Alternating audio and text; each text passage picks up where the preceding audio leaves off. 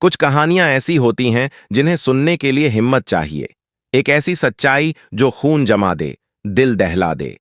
स्वागत है आपका डार का सच में, जहां हम लाते हैं अनकही अनसुनी कहानियां। आज की कहानी जम्मू कश्मीर के पहलगाम की है। एक ऐसी घटना जिसने एक शांत छुट्टी को देश की सबसे बड़ी जंग में बदल दिया। लेकिन शुरू करने से पहले इस वीडियो को लाइक करें, कमेंट बॉक्स में जय हिंद जरूर लिखें और डार का सैच को सब्सक्राइब करें ताकि देश के दुश्मन हमारी एकता की ताकत देखें। चलिए शुरू करते हैं।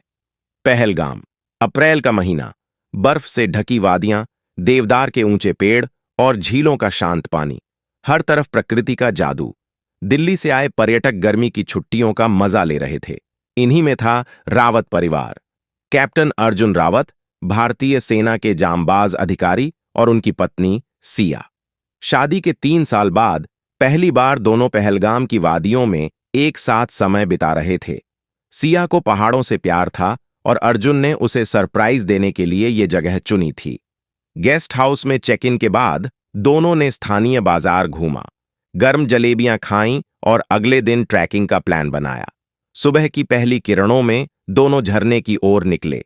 हवा में ताजगी, पक्षियों की चहचहाट और दोनों के चेहरों पर सुकून।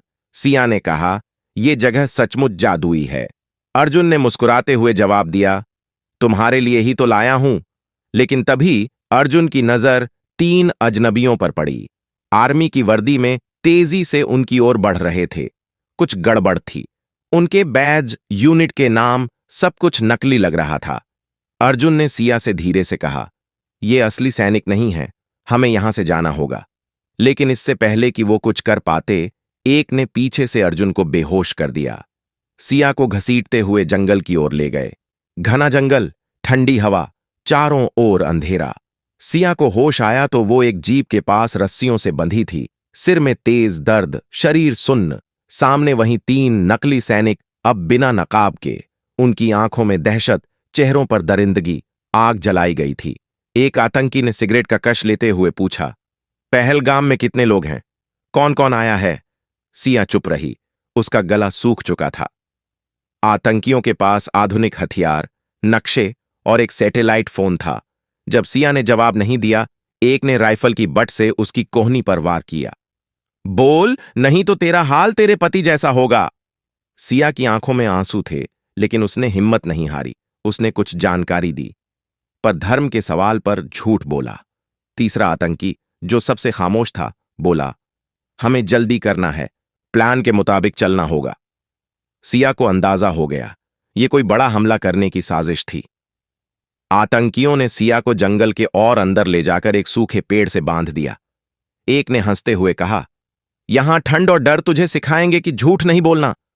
सिया कांप रही थी, ठंड से, डर से और उस अनिश्चितता से। जंगल की हर आवाज अब भयानक लग रही थी, लेकिन उसके अंदर एक जिद थी, हिम्मत नहीं हारूंगी। उधर जब अर्जुन को होश आया, वो गेस्ट हाउस के पास घायल पड़ा था। सिर पर पट्टी, चारों ओर हलचल, चीखें उसके कानों में गूंज रही थीं। वो तुरंत उठा, लेकिन दर्द से लड़खड़ा गया। फिर भी उसने गार्ड को पूरी घटना बताई। सेना और पुलिस हरकत में आ गई। पहलगाम के जंगलों में सर्च और ऑपरेशन शुरू हुआ। ड्रोन, थर्मल कैमरे और कुत्तों की मदद ली गई। अर्जुन को फील्ड हॉस्पिटल ले जाया गया, लेकिन वो रुकने को तैयार नहीं था। "मेरी पत्नी उनकी कैद में है, मैं यहां नहीं बैठ सकता," उसने डॉक्टर से कहा। अर्जुन के अनुभव और सैन्य प्रशिक्षण ने जांच में मदद की। सेना ने उसे विशेष सलाहकार बनाया।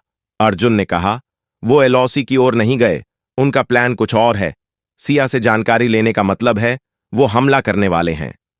पहलगाम से अनंतनाग तक सीमाएं सील, चेक पोस्ट लगाए गए, हर वाहन की तलाशी, स्थानीय लोगों से पूछताछ, सेना के जवान गंभीर। एक जवान ने अर्जुन से कहा, "सर, हम आपकी पत्नी को ढूंढ निकालेंगे, ये हमारा वादा है।" अर्जुन की आंखों में आंसू थे, लेकिन होठों पर एक बात, वो डर सकती है पर हार नहीं मानेगी। अगली सुबह एक चरवाहे को जंगल में पेड़ से बंधी लड़की मिली। वो सिया थी, बेहोश लेकिन जिंदा। उसे अस्पताल ले जाया गया। सिया ने जो बताया, उसने सबके होश उड़ा दिए। वो आम आतंकी नहीं थे, बहुत संगठित। उन्हें पहले से पता था कि हम कब, कहां, कितने लोग हैं। उन्होंने नाम, धर्म सब पूछा। एक नोटबुक में लिखा। उनके पास सैटेलाइट फोन और नक्शे थे। सिया की जानकारी से सेना और पुलिस ने 24 घंटे में टास्क फोर्स बनाई। सैटेलाइट फोन की फ्रीक्वेंसी ट्रेस की गई। सिग्नल एक पुराने सैन्य बंकर से आया था। सेना ने 3 रूट्स चिन्हित किए।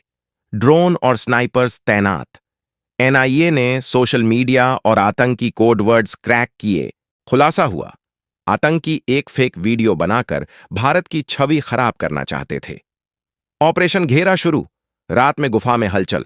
कमांडो यूनिट ने हमला किया। 2 आतंकी ढेर, लेकिन लीडर भाग निकला। अर्जुन ने कहा, उसे हर हाल में पकड़ना होगा। तभी एक लड़के ने बताया कि एक अजनबी ने उसे स्कूल के पास बैग रखने को कहा था। सेना को समझ आया, बड़ा हमला होने वाला है। पुलिस ने संदिग्ध को पकड़ा। पूछताछ में खुलासा, हम सिर्फ 3 नहीं थे, एक और ग्रुप एलओसी से आ रहा है। सेना ने एलओसी पर हाई अलर्ट जारी किया। सारे रास्ते सील। आतंकियों का प्लान नाकाम। सिया की हिम्मत और अर्जुन की जिद ने देश को बड़े हमले से बचा लिया। लेकिन सिया के अंदर कुछ टूट गया था। अस्पताल से लौटने के बाद वो चुप रहने लगी। रातों को जंगल की चीखें उसे जगा देतीं। अर्जुन उसे थामता, लेकिन कुछ कह ना पाता। मनोचिकित्सक की मदद से सिया ने डायरी लिखना शुरू किया। उसने लिखा, जब मौत सामने हो और आप फिर भी सोचें कि मैं कुछ कर सकती हूं, वही असली जिंदगी है। पहलगाम की वादियां आज भी उस तूफान की गवाह है। डर का सच की इस कहानी से हम सीखते हैं, सतर्क रहो, हिम्मत मत हारो। इस वीडियो को लाइक करें, शेयर करें और कमेंट में जय हिंद लिखें। डर का सच को सब्सक्राइब करें ताकि ऐसी कहानियां आप तक पहुंचती रहें। जय हिंद।